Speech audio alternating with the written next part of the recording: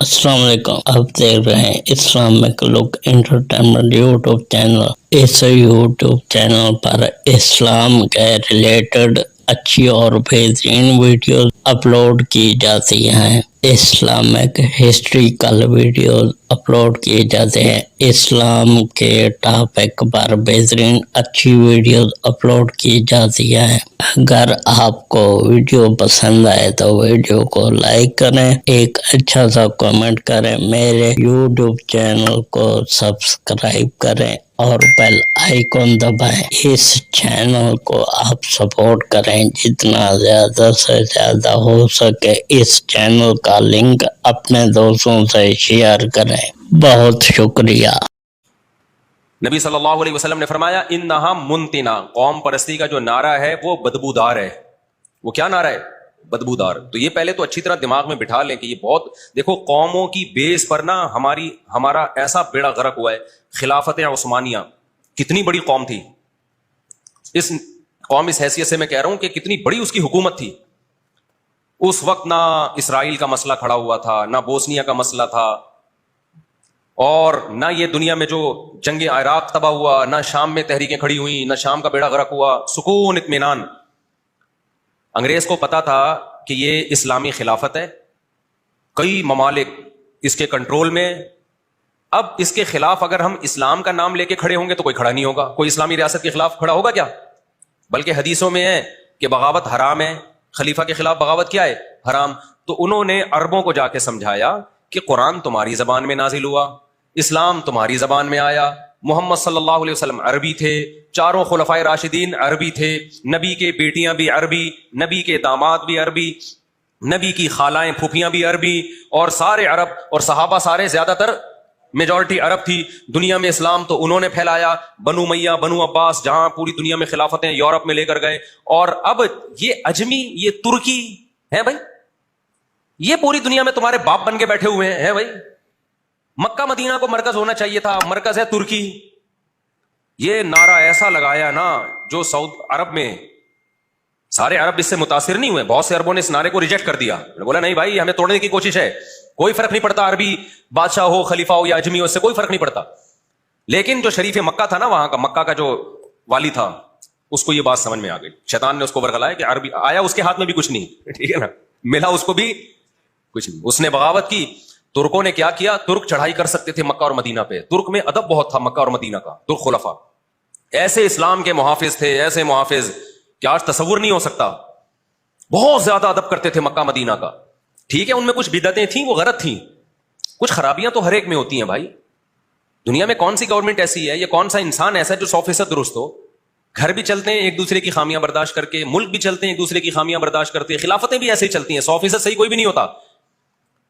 تو جو غلط ہو رہا تھا اس پہ آواز اٹھاتے رہتے، بھئی یہ مزار بنے ہوئے ہیں، غلط ہے، یہ نہیں ہونے چاہیے، بزرگوں کے مزار نہیں، مٹی ایک بالش قبر ہونی چاہیے، بس اتنی آواز اٹھتی رہتی، ٹھیک ہے، بدعتوں کے خاتمے کی کوشش ہوتی رہتی۔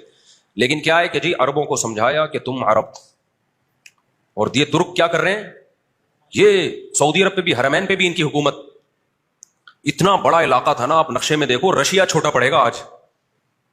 ہندوستان میں ایک الگ ریاست تھی ہماری جس میں بنگلہ دیش اور برما بھی آتا تھا، اور یہ ایک الگ دو بڑی حکومتیں تھیں۔ تو اب کیا ہوا کہ اچھا ہندوستان میں جو مسلمان بادشاہ ہے نا، جو بھی ہوتا تھا وہ بھی خلیفہ کا خطبوں میں نام لیتا تھا، لڑائی اس کی اس سے بھی نہیں تھی، ہر خطبے میں خلیفہ کا نام لیا جاتا تھا۔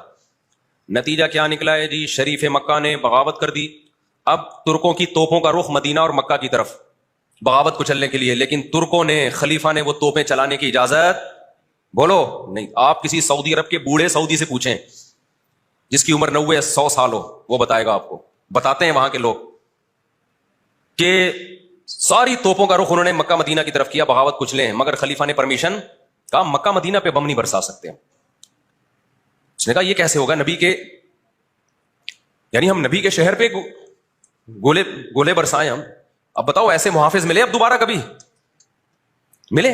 قوم پرستی کا بدبودار نہ، ہم عربی ہیں، عربی عربی، عربیت کی بیس پہ بغاوت ہوئی، اور بالآخر حرمین خلافت کے حصار میں سے نکل گیا۔ پھر جگہ جگہ بغاوتیں شروع ہوئی، وہ ترکی کا تو بیڑا سمٹ کے اتنا سا رہ گیا۔